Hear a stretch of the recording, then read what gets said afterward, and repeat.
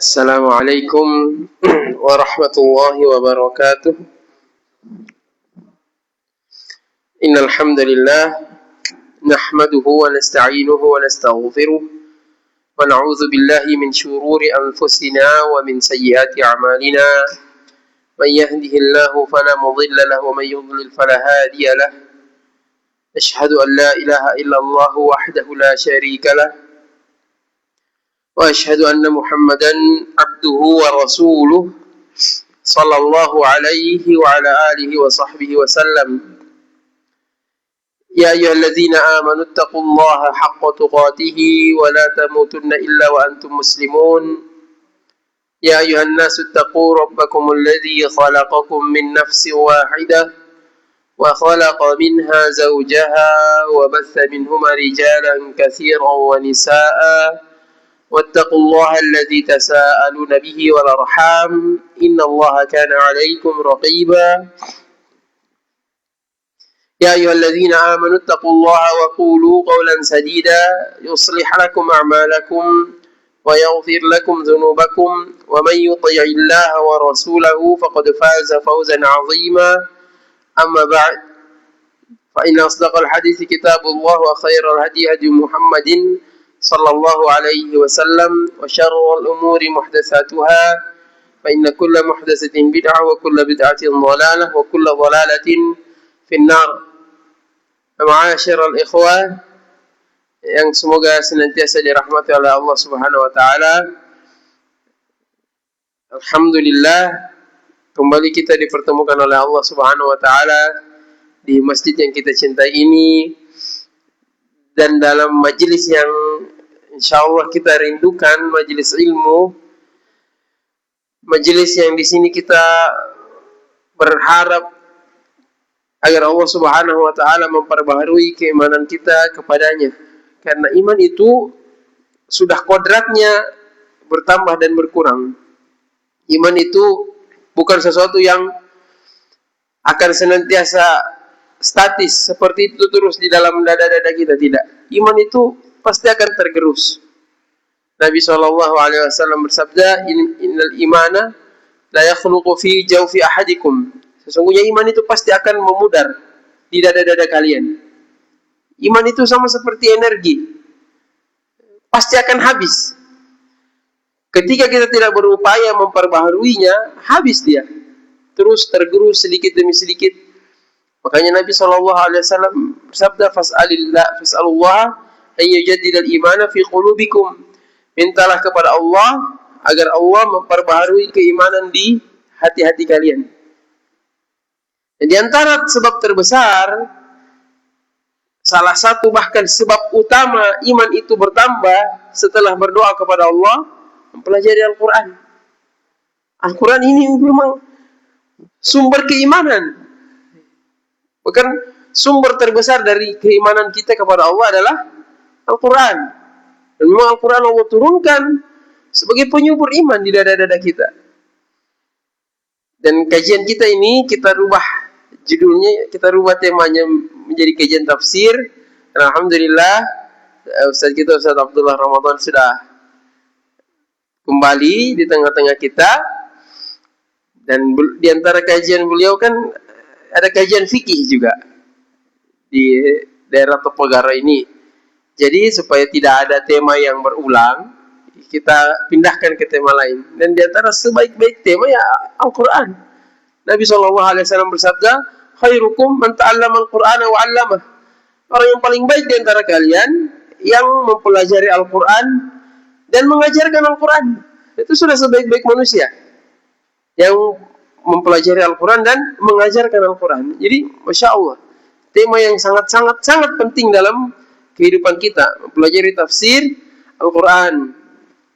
Dan memang Al-Quran diturunkan bukan hanya untuk jadi bahan bacaan.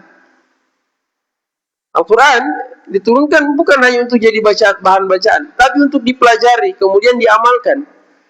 Allah Subhanahu wa taala berfirman, Kitabun anzalnahu mubarakun liyadabbaru ayatihi wa liyatadzakkaru ulul albab. Al-Quran adalah kitab yang penuh dengan keberkahan.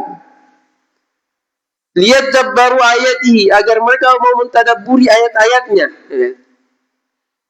Dan agar orang waliyatadzakkaru ulul albab, dan agar orang-orang yang punya pikiran itu mau mengambil pelajaran.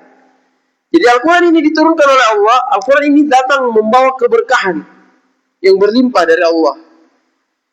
Tapi keberkahan Al-Quran itu tidak akan bisa kita dapatkan kecuali apa? Liyadabbaru ayatihi, agar mereka mentadabburi ayat-ayatnya. Al-Quran diturunkan supaya ditadabburi. Artinya apa? Jalan agar kita bisa meraih keberkahan hidup dengan Al-Quran ketika kita merenungi ayat-ayatnya, bukan cuma dibaca. Kalau hanya sekedar dibaca, Nabi SAW bersabda, "Rubba qari'in lil Qur'ani wal Qur'anu yal'anu." Betapa banyak orang membaca Al-Quran padahal Al-Quran sedang melaknat dia. Betapa banyak pembaca Al-Quran, penghafal Quran, dia fasih melantunkan ayat-ayat Al-Quran, bahkan dia hafal Al-Quran padahal Al-Quran sedang melaknat dia. Kenapa? Karena dia hanya tahu membaca, dia tidak mengamalkan kandungannya. Akhirnya dia melakukan pelanggaran-pelanggaran syariat, padahal ayat-ayat yang melarang apa yang dia lakukan dia sendiri baca. Makanya mempelajari Al-Quran itu kewajiban kita. Dan tilawah Al-Quran dijelaskan oleh para ulama, tilawah Al-Quran. Tilawah itu kan kita terjemahkan membaca Al-Quran. Allah Subhanahu wa taala berfirman, "Alladzina atainahumul kitaba yatlunahu haqqa tilawatih." Orang-orang yang kami berikan Alkitab, Al-Quran, mereka membacanya yatlunahu, mereka mentilawahkan Al-Quran haqqa tilawatihi, dengan sebenar-benarnya tilawah. Mereka mentilawahkan Al-Quran dengan sebenar-benarnya tilawah. Ulaika yu'minuna bih. Itulah orang-orang yang beriman dengan Alkitab, Al-Quran. Jadi, ciri orang yang beriman dengan benar kepada Al-Quran, dia melakukan tilawah Al-Quran dengan tilawah yang benar. Tapi, yang tidak banyak dipahami orang, atau kebanyakan orang membatasi makna tilawah itu cuma sekedar membaca lafaznya. Padahal itu bukan makna seutuhnya dari kata tilawah. Tilawah Al-Quran itu, tilawah yang sebenarnya itu mencakup 3 hal. Seseorang tidak dikatakan mentilawah Al-Quran dengan benar sampai dia mencakupi 3 macam tilawah. Jadi tilawah Al-Quran itu ada 3 macam. Yang pertama apa? Tilawatul alfaz. Membaca lafaznya. Ya, ini dia membaca Al-Quran dengan benar. Dia melantunkan ayat-ayat Al-Quran. Dia mengaji, baca Quran. Itu tilawah jenis pertama. Ini tahapan paling bawah. Kemudian jenis tilawah yang berikutnya apa? Tilawatul makna. Dia membaca lafaznya dan dia membaca maknanya apa. Nah, ini juga bentuk tilawah Al-Quran. Allah berfirman apa? Wa atu haqqahu yawma hasadihi. Misalnya, contoh. Allah berfirman apa? Tunaikanlah hak-haknya hasil perkebunan di hari dia dipanen. Di Al-Quran cuma disebutkan seperti itu. Wa atu haqqahu yawma hasadihi. Tunaikanlah hak-haknya hasil perkebunan di hari dia dipanen. Apa haknya hasil perkebunan? Nah, kalau kita cuma mau tilawah lafaznya saja, kita cuma baca Al-Quran lafaznya saja, apa yang bisa kita petik dari situ? Tidak ada. Selain tentu pahala membaca Al-Quran. Tapi apa yang bisa kita pahami? Tidak ada. Harus kita pelajari tafsirnya. Makanya tilawah yang kedua adalah tilawatul makna, membaca maknanya. Itulah belajar tafsir. Mempelajari tafsir Al-Quran. Apa haknya? Atu haqqahu yawma hasadi. Tunaikanlah haknya hasil perkebunan di hari dia dipanen. Nah, itulah di situ pembahasan zakat perkebunan. Zakatnya hasil bumi, zakat pertanian. Kemudian tilawah yang paling akhir, tilawatul amal. Mengamalkan apa yang kita sudah baca dan kita pelajari maknanya. Jadi mengamalkan kandungan Al-Quran itulah puncak dari tilawah Al-Quran.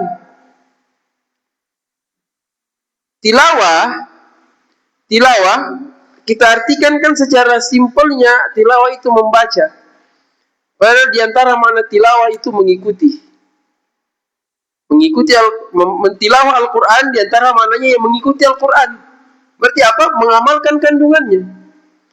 Allah berfirman di surah apa? Asy-Syams. Wasyamsi wa duhaha. Demi matahari dan demi waktu duhanya. Wal qamari idza talaha. Dan demi bulan ketika dia mentilawah matahari. Wal qamari idza talaha. Tala itu nanti kalau ditasrif, tala yatlu tilawatan. Kata tilawah itu masdar. Ini salah satu bentuk pecahan kata. Fi'il madhi kata dasarnya apa? Tala. Tala yatlu tilawatan. Jadi kata tilawah itu dari kata tala. Wal qamari idza talaha. Demi bulan ketika dia tala, dia tilawah matahari. Maksudnya apa? Ketika bulan mengikuti matahari. Ini matahari terbit, terbenam, bulan ikut terbit, terbenam. Kan? Itu tilawah namanya. Mengikuti. Makanya tilawah itu, kalau kita dikatakan tilawah Al-Quran, pertama, kita membaca lafaznya. Kemudian kita pelajari maknanya. Kemudian kita amalkan kandungannya. Itulah tilawah Al-Quran yang benar. Itulah tilawah yang akan mendatangkan manfaat bagi para pembacanya. Makanya Nabi SAW bersabda, Al-Quran hujjatan laka wa alaik. Al-Quran itu argumen yang akan membelamu atau justru akan menghujatmu. Kapan Al-Quran membela kita? Ketika kita melakukan 3 macam tilawah ini. Kita baca, kita pelajari, kita amalkan. Tapi kalau kita cuma baca, kita pelajari, kita tidak amalkan, justru Al-Quran yang akan menghujat kita. Al-Quran nanti yang akan menghujat kita di hadapan Allah. Karena kita sudah tahu, kita tidak amalkan. Berarti kita belum tilawah dengan benar. Makanya mempelajari tafsir Al-Quran itu sangat-sangat penting untuk kehidupan kita. Coba bayangkan ketika Nabi SAW membaca ayat Al-Quran di hadapannya Abu Jahal. Suatu ketika Nabi SAW, dan ini disebutkan dalam sejarah, Nabi SAW keluar ke Masjidil Haram, ke Ka'bah, di masa sebelum hijrah, di fase Mekah.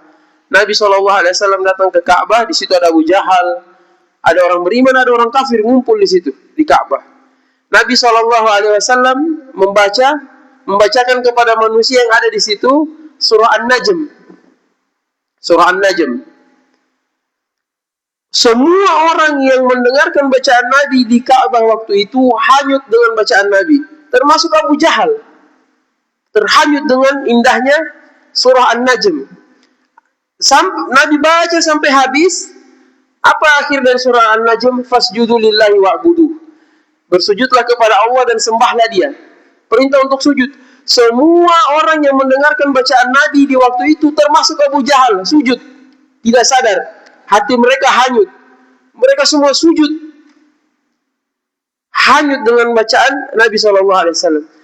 Pertanyaannya, kenapa kita tidak perlu seperti itu? Padahal kita Muslim. Abu Jahal saja yang kafir, hanyut hatinya dengan Al-Quran. Sampai tidak sadar Allah perintahkan sujud, dia sujud. Kenapa kita tidak perlu seperti itu? Wa idza tuliyat alaihi ayatuhu zadatuhum imana. Ketika dibacakan kepada mereka ayat-ayat Allah, imannya bertambah. Kadang kita dengar bacaan Quran biasa-biasa saja. Masalahnya di mana? Ya karena kita cuma mencukupkan di membaca lafaznya. Tidak beralih ke tingkat yang lebih lanjut, mempelajari maknanya. Mempelajari makna dari ayat-ayat Al-Quran. Makanya kajian tafsir itu diantara kajian yang sangat-sangat penting yang kita butuhkan dalam kehidupan kita, dalam perjalanan kita menuju Allah Subhanahu wa ta'ala. Dan kita mulai dengan memohon taufik dari Allah Subhanahu wa ta'ala, kitab yang akan kita jadikan rujukan utama kita mempelajari tafsir Al-Quran. Ini tafsir Taisir Al-Karim Ar-Rahman fi tafsir Kalamil Mannan. Ini yang terkenal dengan tafsir As-Sa'di, atau sebagian ulama menyebut As-Sa'di. Tulisan Syekh Abdurrahman bin Nasir As-Sa'di. sebagian melafazkan As-Sa'di, gurunya Syekh Utsaimin rahimahullah taala. Gurunya para ulama-ulama senior di zaman era-era modern ini di Arab Saudi, Syekh As-Sa'di rahimahullah taala, seorang ahli fikih, ahli tafsir, ulama yang masyhur masyaallah. Dan tafsir beliau ini tafsir yang ringkas tapi maknanya dalam. Subhanallah. Tafsir yang insya Allah bisa dikonsumsi oleh semua kalangan. Karena tidak semua tafsir itu bisa dikonsumsi oleh semua kalangan. Ada tafsir yang berat, ada tafsir yang di situ butuh pendalaman, butuh ilmu hadis. Ada yang jadi adapun tafsir As-Sa'di ini ibaratnya siap dikonsumsi oleh semua kalangan. Maknanya ringkas, penjelasannya ringkas tapi dalam, masya Allah. Kata-katanya indah dan poin-poin yang disampaikan sangat-sangat penting dalam kehidupan kita sebagai seorang muslim. Itu di antara keistimewaan dari tafsir As-Sa'di ini. Semoga Allah Subhanahu wa taala merahmati penulisnya dan para ulama kita. Kita mulai dari surah Al-Fatihah. Surah Al-Fatihah adalah surat yang paling agung di dalam Al-Quran. Ayat yang paling agung dalam Al-Quran, ayat Kursi. Adapun surat yang paling agung di dalam Al-Quran, surah Al-Fatihah. Bahkan dia disebut apa? Ummul Quran, induknya Al-Quran. Induknya Al-Quran. Kenapa? Karena surah Al-Fatihah ini merangkum semua inti Al-Quran. Kalau mau lihat ringkasannya Al-Quran dari Al-Baqarah sampai An-Nas, adanya di surah Al-Fatihah. Surah Al-Fatihah itu rangkuman dari inti semua yang ingin disampaikan di dalam Al-Quran. Intinya diringkas di dalam surah Al-Fatihah. Makanya disebut dia Ummul Quran, induknya Al-Quran. Dan makna sebaliknya apa? Mulai dari Al-Baqarah sampai An-Nas, itu adalah penjabaran dari surah Al-Fatihah. Mulai dari Al-Baqarah sampai An-Nas, itu ibaratnya apa? Penjabaran. Penjelasan panjang lebar dari kandungan surah Al-Fatihah. Makanya inti dari Al-Quran ya surah Al-Fatihah. Makanya dia surah yang paling agung di dalam Al-Quran. Makanya kita sholat 5 waktu, sehari semalam, surah Al-Fatihah dijadikan rukun sholat. Saking pentingnya dia. Tidak sah sholat kita kalau kita tidak membaca Al-Fatihah. Menunjukkan betapa pentingnya surah Al-Fatihah. Ummul Quran, induknya Al-Quran. Dan surah Al-Fatihah ini juga disebut ruqyah oleh Nabi SAW. Kisahnya, kalau antum pernah dengar, ada beberapa orang sahabat yang ditugasi oleh Nabi SAW melakukan perjalanan. Mereka singgah di satu perkampungan milik orang-orang musyrikin. Tapi bukan musyrikin yang harbi, yang memerangi umat Islam, tidak. Mereka ramah, mereka memberikan naungan untuk menginap. Tapi mereka minta dijamu oleh warga di kampung tersebut, tidak ada yang mau menjamu. Tapi dibiarkan masuk ke dalam desa, dalam perkampungan kan. Tapi tidak ada yang mau menjamu sebagai tamu. Akhirnya di malam itu pimpinan kepala sukunya kampung tersebut tersengat hewan berbisa, entah kalajengking atau apa. Intinya dia disengat hewan berbisa. Akhirnya bengkak badannya, entah kakinya. Orang kampung ini panik, tidak tahu mau minta tolong kepada siapa. Ingatlah mereka bahwasanya ada pendatang ini yang datang di desa kita ini, barangkali mereka bisa meruqyah. Jadi istilah ruqyah itu sudah ada sebelum Islam. Karena ruqyah itu asalnya, makna aslinya ruqyah itu jampi-jampi. Bahasa kita, ruqyah itu sebenarnya jampi-jampi, baca-baca, itu ruqyah. Hanya ruqyah sebelum Islam, baca-baca yang tidak syar'i, minta tolong kepada jin, sebagainya kan. Datang Islam, menggiring ke mana yang positif. Akhirnya orang kampung tersebut bertanya, adakah di antara kalian yang bisa ruqyah? Tiup-tiup, baca-baca, jampi-jampi. Ini kepala suku kita ini disengat hewan berbisa. sahabat tersebut karena mungkin kesalah atau bagaimana tadinya tidak dijamu, mereka bilang kita mau ruqyah tapi imbalannya harus berikan dulu kepada kita beberapa ekor kambing. Akhirnya oke, deal, mau orang kampung tersebut. Mereka ruqyah. Nah, para sahabat ini inisiatif. Ruqyahnya cuma apa? Membacakan Al-Fatihah 7 kali. Dibacakan Al-Fatihah 7 kali. Seketika itu juga kepala suku ini langsung sembuh seperti tidak pernah sakit. Langsung sehat saat itu juga. Akhirnya karena sudah sepakat, diberilah para sahabat ini beberapa ekor kambing sebagai imbalan. Dapat kambing beberapa ekor modal meruqyah. Sekarang kambing berapa satu ekor? 2 jutaan. Kalau mungkin 3 ekor saja dikasih kambing waktu itu sudah berapa? Pokoknya hampir 9 juta. Masya Allah, satu kali ruqyah. Cuma 7 kali Al-Fatihah. Kan? Nah, mereka dikasih kambing. Tadinya pede terima kan. Bahkan mereka mempersyaratkan. Begitu dikasih akhirnya ragu sendiri. Halal tidak ini? Ya mereka ragu sendiri. Boleh tidak ini kita ambil upah? Tapi tetap diambil. Pulang ke Madinah, mereka cerita kepada Rasulullah SAW. Nabi cuma bilang, apa kasih juga saya separuh. Mereka tanya, halal tidak nih Rasulullah? Nabi bilang, kasih juga saya sebagian. Berarti apa? Ini penekanan, memang boleh. Dan Nabi bilang, dari mana kau tahu bahwa Al-Fatihah itu ruqyah? Mau beruqyah, maksudnya siapa? Dari mana kau tahu? Nabi belum ajarkan, tapi mereka sudah tahu. Gitu. Disetujui oleh Nabi. Makanya diantara surat yang semestinya kita baca kalau meruqyah itu surah Al-Fatihah. Dan ruqyah itu bukan cuma untuk penyakit-penyakit non medis. Penyakit medis juga. Hanya kembali ke keyakinannya yang meruqyah. Kita betul-betul yakin kepada pertolongan Allah. Kita betul-betul bertawakal kepada Allah Subhanahu Wa Taala. Dan kalau ada anak-anak di rumah demam, sakit-sakit, ruqyah, bacakan Al-Fatihah. Tentu sambil kita kasih obat juga, kan? Misalnya kalau anak-anak saya demam-demam di rumah, saya ruqyah. Atau kalau saya tertusuk paku berkarat, saya khawatir tetanus, saya ruqyah, saya bacakan Al-Fatihah.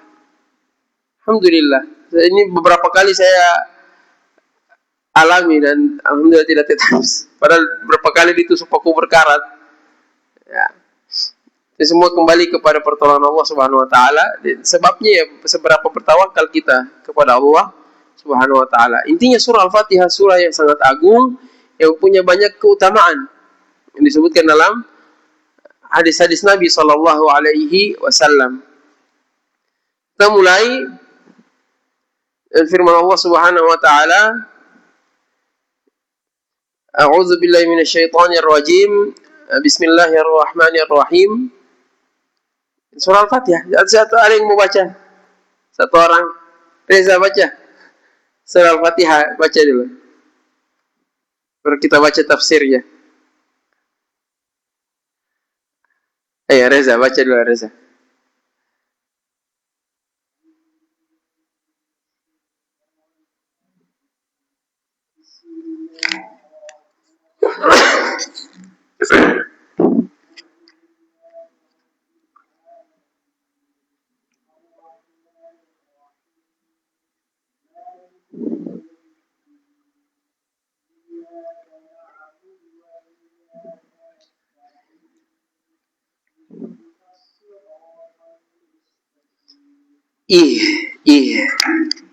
Jangan itu ha, ulang coba.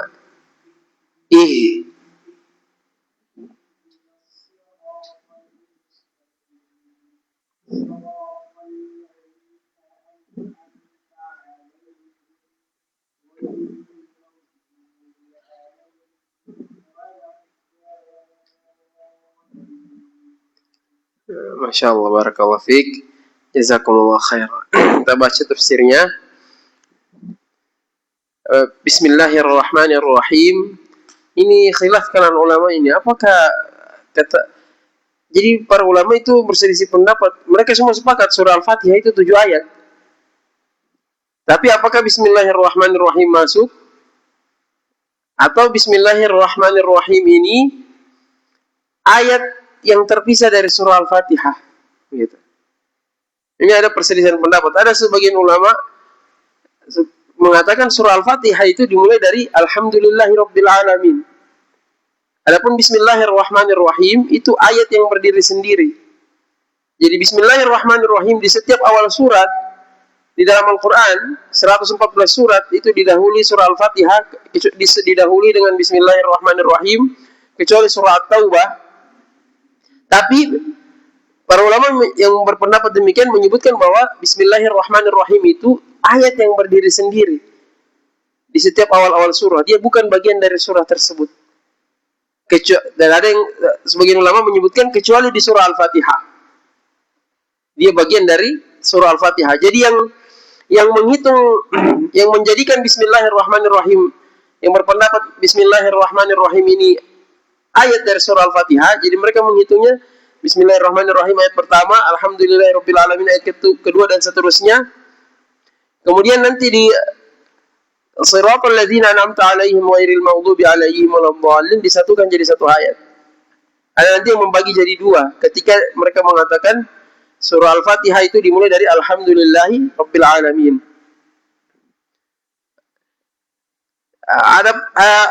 Intinya Bismillahirrahmanirrahim ini bagian dari Al-Quran. Hanya apakah dia bagian dari surah Al-Fatihah atau tidak, itu yang diperselisihkan oleh para ulama. Karena Nabi SAW ketika membaca Al-Quran dimulai dari apa? Disirkan Al-Fatihahnya kan. Kemudian Allah Subhanahu Wa Taala berfirman, Qasamtu as-salata baini wa baina abdi. Ismain, aku membagi salat, maksudnya surat Al-Fatihah itu menjadi dua bagian. Maksudnya surat Al-Fatihah satu bagian itu untuk aku, satu bagiannya untuk hambaku. Idza qala al-'abdu alhamdulillahi rabbil alamin. Ketika hamba berkata Alhamdulillahirabbil alamin, Allah akan menjawab hamidani abdi. Hambaku memujiku. Nah, ternyata Allah mulai dari apa? Alhamdulillahirabbil alamin, tidak dari bismillah. Ini dalil yang dijadikan oleh sebagian ulama untuk mengatakan bahwa Al-Fatihah itu dimulai dari Alhamdulillahirabbil alamin. Tapi kan intinya kalau kita tidak baca bismillah, tidak sah salat kita. Bismillahirrahmanirrahim. Nah, kalau kita lihat dari tulisan Syekh Al-Sa'di di sini rahimahullah taala, berarti beliau menguatkan pendapat bahwasanya Bismillahirrahmanirrahim bagian dari surah Al-Fatihah. Maka beliau mulai tafsir surah Al-Fatihah dari Bismillahirrahmanirrahim. Bismillah dengan nama Allah, yakni abtadi'u bikulli ismillah. Aku memulai dengan semua nama Allah. Dengan semua nama Allah. Bismillah dengan nama Allah. Nama Allah yang mana? Semuanya. Dengan semua nama Allah Subhanahu wa ta'ala. Kenapa? Karena di dalam kaidah tafsir, termasuk kaidah usul fiqih, ketika ada kata tunggal, kan kata benda itu ada yang tunggal, ada yang jamak. Kan? Ada yang tunggal, ada yang jamak. Kalau dalam bahasa kita kan kata tunggal itu untuk membedakan kata tunggal dengan kata jamak, kata tunggalnya diulang 2 kali dia jadi jamak. Rumah, tunggal berarti kan satu rumah. Rumah-rumah berarti jamak dia. Banyak rumah maksudnya kan. Kalau dalam bahasa Arab tidak, bentuk tunggalnya lain, dan untuk menjadikan dia jamak bukan diulang tapi dirubah ke bentuk jamak. Misalnya satu rumah dalam bahasa Arab baitun. Kalau banyak rumah buyutun, kan? Satu masjid masjidun. Banyak masjid masajid. Bukan diulang masjidun. Itu bahasa Indonesia. Nah, intinya dalam bahasa Arab ada kata tunggal, ada kata jamak. Dalam kaidah ilmu tafsir, kalau ada kata tunggal disandarkan kepada sebuah nama, maka kata tunggal itu walaupun bentuknya tunggal, maksudnya jamak. Contohnya begini, nikmat, satu nikmat. Kata ini ketika disandarkan kepada sebuah nama, maka dia jadi umum, jadi jamak. Contoh, ni'matullah, nikmat Allah. Jadi kata nikmat disandarkan kepada nama Allah. Nikmat Allah. Maksudnya di sini semua nikmat Allah, bukan cuma satu nikmat. Makanya Allah berfirman apa? Wa in ta'uddu ni'matallahi la tuhsuha. Kalau kalian mau hitung nikmat Allah, kalian tidak akan bisa hitung. Nikmat Allah di sini satu atau semua? Semua nikmat Allah. Padahal yang Allah gunakan di situ kata nikmat, kata tunggal. Tapi karena disandarkan kepada nama Allah, dia berubah jadi makna jamak, makna banyak, makna umum, semua nikmat Allah. Wa in ta'uddu ni'matallahi la tuhsuha. Kalau kalian mau hitung nikmat Allah, kalian tidak bisa hitung. Maksudnya semua nikmat Allah. Begitu juga di sini. Ismun itu artinya nama, tunggal, satu nama. Kalau banyak nama dalam bahasa Arab, asma. Makanya Asmaul Husna, nama-nama yang maha indah. Bentuk tunggalnya satu nama, ismun. Tapi di sini kata ismun disandarkan ke nama Allah. Ismullah. Bi artinya dengan. Bismillah. Dengan nama Allah. Nama Allah yang mana? Semua nama Allah. Dengan seluruh nama Allah. Jadi sebenarnya dalam kata bismillah itu terkandung makna yang sangat dalam. Kita seorang muslim, di dalam keseharian kita dianjurkan untuk banyak apa? Memulai dengan bismillah. Tapi kadang kita kurang resapi makna dari bismillah itu apa? Dengan nama Allah. Maksudnya apa? Harusnya ketika kita menyebut bismillah, yang hadir dalam hati kita maksudnya semua nama Allah Subhanahu wa taala. Ketika kita keluar rumah mencari rezeki, bismillah, tawakkaltu ala Allah, dengan nama Allah. Aku bertawakal kepada Allah. Kita keluar rumah, bismillah, dengan nama Allah. Di antara nama Allah Ar-Razzaq, maha pemberi rezeki. Ini dengan nama Allah, dia maha pemberi rezeki. Tidak mungkin Allah biarkan saya mati kelaparan. Tidak mungkin Allah tidak kasih saya rezeki. Kita buka toko, bismillah, dengan nama Allah. Di antara nama Allah Ar-Razzaq, maha pemberi rezeki. Insya Allah ada rezeki hari ini. Kita keluar rumah, kita bekerja, kita takut mengalami insiden dan sebagainya. Bismillah, dengan nama Allah. Di antara nama Allah Al-Hafiz, maha penjaga. Al-Wakil, maha melindungi. Al-Qadir, maha kuasa. Al-Mudabbir, maha pengatur. Tidak mungkin Allah tidak lindungi saya. Itu mana dari bismillah. Kita keluar rumah baca bismillah.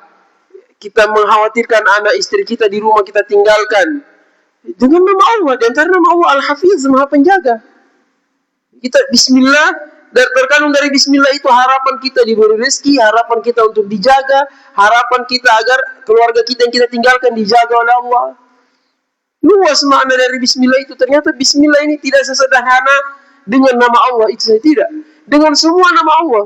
Makanya semakin banyak nama-nama dan sifat-sifat Allah yang kita pelajari, lafaz bismillah yang kita ucapkan akan semakin dalam kita rasapi di hati kita. Semakin luas cakupannya.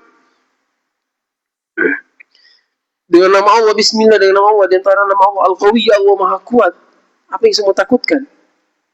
Sementara Allah maha menjaga segala sesuatu. Bismillah, dengan nama Allah, Allah Al-Basir, maha melihat. As-Sami' maha mendengar.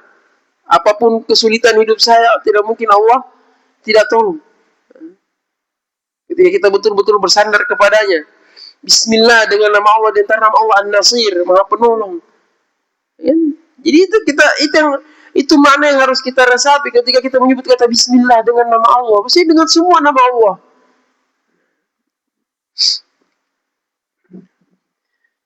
Kita baca, kita belajar, kita mengharapkan ilmu kita sebelum belajar membaca bismillah. Allah Al-Hadi, maha pemberi hidayah. Di antara hidayah Allah kepada seorang hamba yang diberi ilmu. Itu berharap ilmu dari Allah Subhanahu wa taala. Luas. Dengan nama Allah Subhanahu wa ta'ala.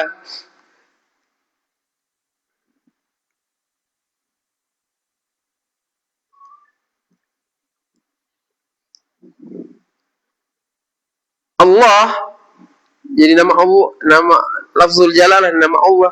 Para ulama itu berselisih pendapat. Mana nama Allah yang paling agung? Semua nama Allah maha agung. Tapi Nabi SAW pernah mendengar sahabat berdoa, memuji-muji Allah. Nabi bersabda, laqad da'allaha bismihil azam. Dia telah berdoa kepada Allah dengan namanya yang paling agung. Jadi semua nama Allah Maha Agung. Nah, sahabat ini pernah berdoa, Allahumma inni as'aluka bi anni asyhadu annaka anta Allah, la ilaha illa ant al-ahadus samad alladzi lam yalid wa lam yulad wa lam yakul lahu kufuwan ahad. Nabi bilang dia telah berdoa kepada Allah dengan namanya yang paling agung. Berarti Allah punya nama yang paling agung.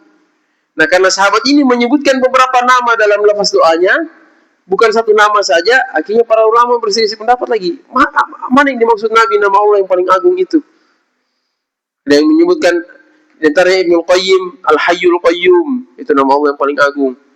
Ada sebagian ulama menyebutkan tidak, nama Allah yang paling agung itu bukan cuma satu dua nama, tapi nama-nama yang dia ini nama yang kandungannya paling luas, yang nama-nama lain itu merupakan turunan dari nama tersebut. Ada ulama lagi yang menyebutkan nama Allah yang paling agung itu apa? Allah. Lafaz Allah, lafzul jalalah, dan insya Allah ini yang kuat. Nama Allah yang paling agung adalah lafaz Allah itu sendiri. Nah, Allah itu berasal dari lafaz apa? Al-Ilah. Al-Ilah. Kayak di antara nama Allah, Al-Ilah. Yang paling agung adalah Allah. Al-Ilah artinya apa? Yang disembah. Allah artinya apa? Yang disembah. Itulah bedanya nama Allah dengan nama sesembahan-sesembahan yang selain Allah. Nama-nama yang batil. Nama yang apa? In hiya illa asma'un sammaitumuha antum wa aba'ukum. Itu hanya nama-nama yang kalian sendiri dan nenek-nenek moyang kalian yang memberikan nama.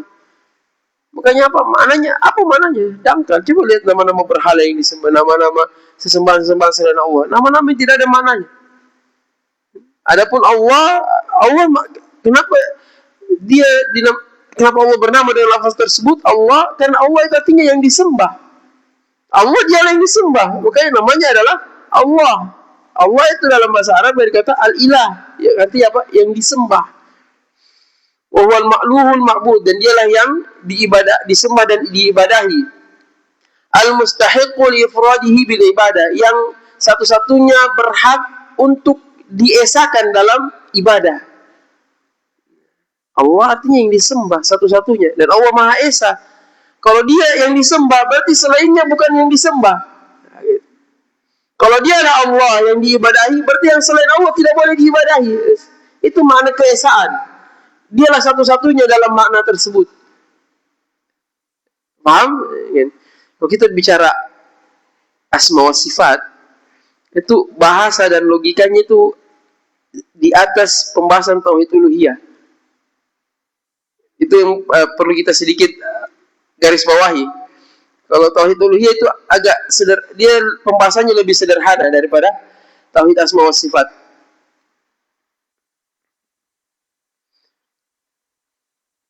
Lima tasafa, kenapa Allah adalah satu-satunya yang berhak disembah? Kenapa namanya adalah Allah? Karena lima tasafa bihi min sifatil uluhiyah wa hiya sifatul kamal. Karena dialah satu-satunya yang bersifat dengan sifat-sifat ketuhanan. Dan itulah sifat-sifat kemahasempurnaan. Sesuatu itu disembah karena dia punya sifat-sifat yang dengan sifat itu dia layak disembah. Nah, yang memiliki sifat-sifat ketuhanan cuma Allah. Mencipta. Adakah yang mencipta selain Allah? Tidak ada. Berhala-berhala yang disembah manusia, jin-jin yang disembah, adakah yang menciptakan walaupun cuma setitik debu? Tidak ada. Yang berhak disembah yang kuasa untuk mencipta. Ada yang mencipta selain Allah? Tidak ada. Maka semua yang selain Allah bukan ilah, bukan sesembahan. Karena mereka tidak punya sifat yang dengan itu mereka layak dipertuhankan. Tidak ada. Ar-Razzaq, Maha memberi rezeki. Ar-Razzaq Maha, misalnya apa? Memberi rezeki. Adakah yang menanggung rezeki seluruh makhluk selain Allah? Tidak ada. Rezeki kita cuma di tangan Allah satu-satunya. Orang miskin, orang kaya, karyawan, bendahara. Mana yang cairkan gaji karyawan siapa? Bendahara. Bendahara pun gajinya di tangan Allah Subhanahu wa taala. Allah satu-satunya yang menanggung rizki makhluknya. Berarti seluruh makhluk hanya bergantung kepada rizki Allah. Ada makhluk yang menanggung rizki makhluk lain? Tidak ada. Hanya Allah satu-satunya. Wa ka'ayyin min dabbatin la tahmilu rizqaha. Allah yarzuquha wa iyyakum. Betapa banyak hewan melata di bumi ini yang tidak bisa memikul rizkinya sendiri. Cuma kita lihat bekicot, lambatnya dia jalan, makan juga. Siapa yang kasih dia rezeki? Allah yarzuquha wa iyyakum. Allah yang memberi rezeki mereka dan juga kalian. Yang tanggung rezeki kita hanya Allah satu-satunya. Allah tidak punya asisten, tidak punya saingan dalam menanggung rezeki makhluknya. Berarti semua yang selain Allah tidak berkuasa atas rezeki. Maka berarti yang selain Allah tidak layak untuk disembah, tidak layak untuk dimintai rezeki padanya. Semua itu hanya ada di tangan Allah. Makanya dialah satu-satunya ilah yang disembah. Karena semua sifat-sifat ketuhanan yang dengan itu sesuatu layak disembah hanya ada pada Allah Subhanahu wa taala. Semua yang selain Allah tidak punya sifat itu. Makanya dialah satu-satunya ilah. Wa ilahukum ilahu wahid. Sesembahan kalian adalah sesembahan yang satu. Yang disembah itu yang layak disembah hanya satu, Allah Subhanahu wa taala. Kenapa? Karena semua kembali ke sifat-sifatnya.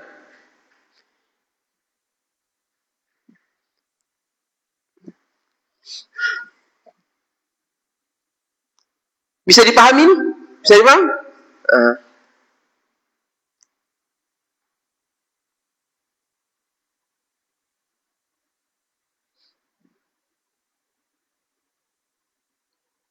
Ar-Rahmanir Rahim.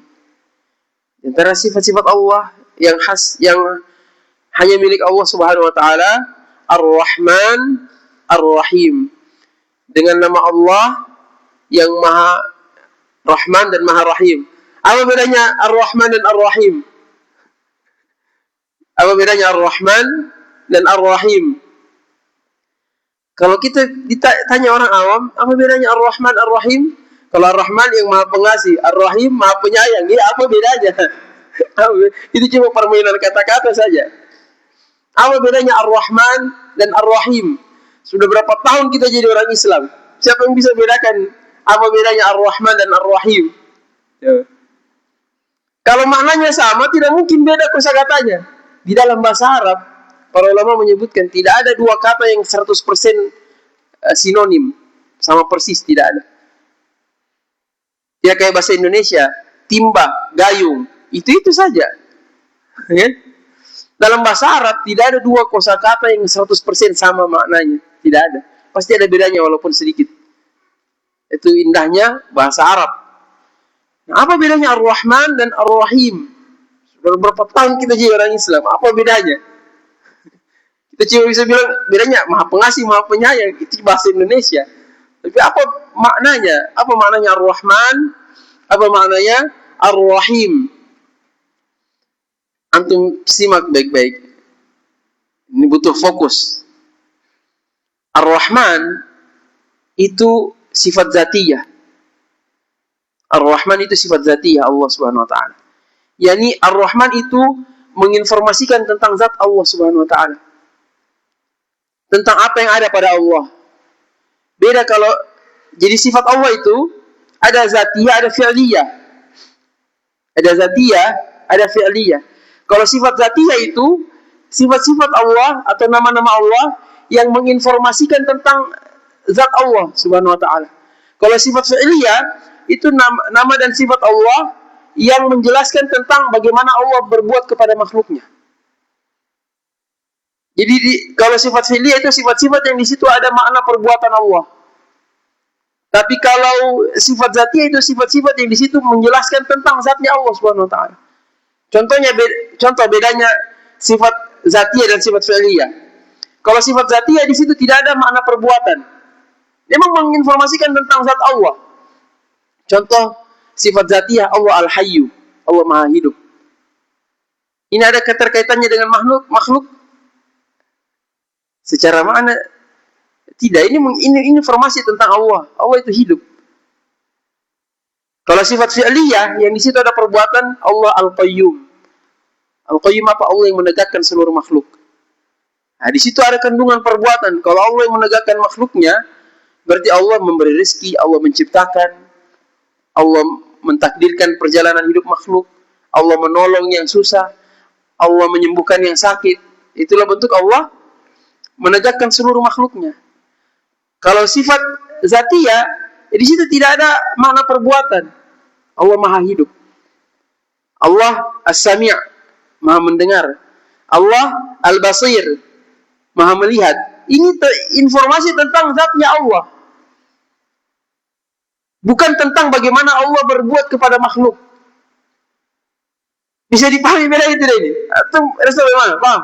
Bingung? Contoh begini. Kepada makhluk dulu, kita bahas makhluk dulu. Ini pendekatan, bukan menyamakan. Manusia misalnya, dia punya sifat yang itu menjelaskan tentang personnya dia, bukan tentang bagaimana dia berinteraksi kepada sesama manusia. Misalnya kita bilang gini, ini orang kulitnya putih. Kulitnya putih. Ini apa ini? Ini zatiyah atau fi'liyah ini? Zatiyah ini tentang zatnya dia seperti apa. Tapi kalau kita bilang ini orang amanah. Nah, ini perbuatan tidak ini. Ini ada kaitannya dengan interaksinya kepada sesama manusia. Itu namanya fi'liyah. Oke? Atau ini orang profesional.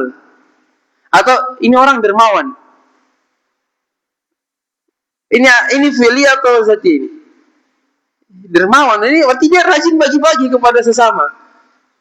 Ini fi'liyah namanya. Sifat-sifat yang ada kaitannya bukan hanya pada dirinya saja, tapi berimbas kepada pihak lain. Itu fi'liyah namanya. Kalau zatiyah, informasi tentang dirinya, tanpa ada kaitan interaksi dengan pihak lain. Contoh tadi kita bilang, ini orang kulitnya putih. Ini orang rambutnya berombak. Itu namanya zatiyah. Oke? Nah, sifat-sifat Allah Subhanahu wa taala ada yang zatiyah, yang menginformasikan tentang zat Allah. Ada nama dan sifat Allah yang fi'liyah, yang menginformasikan kepada kita bagaimana Allah berbuat kepada makhluk. Sudah mulai ada gambaran tidak ini? Sudah mulai ada gambaran tidak? Atau bisa saya bilang begini tentang zatiyah. Jadi ada dua perangai, satu zatiyah, satu fi'liyah, tapi bersumber dari hal yang sama. Kita bicara di orang dulu, di manusia, pendekatan. Ketika saya bilang si fulan ini, basicnya dia orangnya temperamen. Ini zatiyahnya dia. Zatiyahnya dia, kepribadiannya dia, dia temperamen orangnya. Dia itu ringan tangan. Itu apa itu? Fi'liyahnya. Temperamennya dia dan ringan tangannya dia itu bersumber dari hal yang sama, apa? Emosi. Gitu? Emosi itu yang membuat dia temperamen, itu zatiyahnya. Akhirnya dia punya kepribadian temperamen. Oke? Okay? Kemudian karena emosiannya dia ringan tangan. Semua bersumber dari apa? Emosi. Emosi ini yang membentuk karakter zatnya dia. Emosi ini yang membentuk karakter pribadinya dia, sehingga dia jadi pribadi yang temperamen. Ini informasi tentang dirinya ini. Dan yang akhirnya karena emosinya juga, itu yang membuat dia jadi orang yang ringan tangan. Akhirnya terbentuk fi'liyahnya dia. Dari suatu nilai yang sama, apa? Emosi. Paham tidak? Jadi dari ketika kita sebutkan si fulan ini temperamen dan ringan tangan, menunjukkan satu hal, pada dirinya ada emosi. Oke? Nah, emosi ini membentuk sifat pribadinya, temperamen, dan membentuk perilakunya ke orang lain, ringan tangan. Sudah paham tidak sekarang bedanya zatiyah dengan fi'liyah? Answer, paham tidak? Makanya tadi saya bilang, saya singgung di awal, pembahasan asma wa sifat itu dia lebih logikanya itu lebih di atas daripada pembahasan tauhid uluhiyah. Makanya di sini sudah tumpang tinggi orang filsafat, orang ahli kalam juga ikut berbicara. Nah, kita kembali intinya antum berusaha pahami. Ar-Rahman itu sifat zatiyahnya Allah Subhanahu wa taala. Itu menjelaskan tentang zat Allah. Kalau Ar-Rahim itu fi'liyahnya Allah. Bagaimana Allah berinteraksi kepada makhluknya. Secara zatnya Allah itu Ar-Rahman. Maksudnya apa? Allah itu zat yang kasih sayangnya maha luas. Kasih sayangnya maha luas. Ini bicara tentang Allahnya dulu. Allah pada zatnya dia adalah zat yang kasih sayangnya maha luas. Sangat-sangat penyayang. Nah, karena Allah Ar-Rahman, maha penyayang, kasih sayangnya maha luas, zatnya dia maha penyayang, makanya dia Rahim. Rahim itu apa? Menyayangi. Ar-Rahim itu artinya apa? Menyayangi. Jadi kalau Ar-Rahman, ini informasi bahwa Allah adalah zat yang kasih sayangnya maha luas. Ar-Rahim menginformasikan bahwa Allah adalah zat yang maha penyayang kepada seluruh makhluk. Jadi kalau Ar-Rahman itu zatiyah Allah, kalau Ar-Rahim itu fi'liyah Allah Subhanahu wa taala. Jadi kalau kita bahasakan sederhananya, Ar-Rahman itu adalah zat yang maha memiliki kasih sayang. Kalau Ar-Rahim, zat yang maha menyayangi. Beda tidak? Antum bisa tangkap bedanya tidak? Ar-Rahman adalah zat yang maha memiliki kasih sayang. Ar-Rahim adalah zat yang maha menyayangi. Kalau saya bilang yang maha menyayangi, berarti ini sudah ada kaitannya dengan yang disayangi, betul tidak? Jadi Ar-Rahim itu turunan dari mana Ar-Rahman. Karena dia kasih sayangnya maha luas, otomatis dia penyayang dong. Begitu. Nah, ketika Allah memberi kita rezeki, menyembuhkan kita, melindungi kita, menghilangkan kesedihan, kegundahan kita, itu karena Allah Rahim, menyayangi kita. Kenapa dia Rahim? Karena dia Rahman. Kasih sayangnya maha luas. Bisa dipahami? Makanya Syekh Abdul Razak Al-Badr hafizahullah ta'ala mendefinisikan Ar-Rahman al-muttasifu birrahmatil wasi'ah, yang bersifat dengan kasih sayang yang maha luas. Itu Ar-Rahman. Ar-Rahim, apa makna Ar-Rahim? Alladzi yarhamu bil fi'il, yaitu zat yang maha menyayangi dengan perbuatan. Yang Allah menyayangi hamba-hambanya dalam bentuk Allah berbuat, kasih kita rezeki, kabulkan doa kita, kita sakit disembuhkan, kita mau nikah dikasih uang panai, ya. Itu semua bentuk rahim Allah Subhanahu wa taala. Allah menyayangi hamba-hambanya. Jadi itulah bedanya Ar-Rahman dan Ar-Rahim. Mudah-mudahan bisa dipahami. Ya sudah semaksimal mungkin saya jelaskan. Reza, bagaimana Reza? Nanti Reza belajar lagi di Jember, insyaAllah. Belajar sama Ustaz Syafiq. Beliau konsennya akidah. Hafizahullah ta'ala. Nah, kemudian intinya, makanya di sini kata beliau,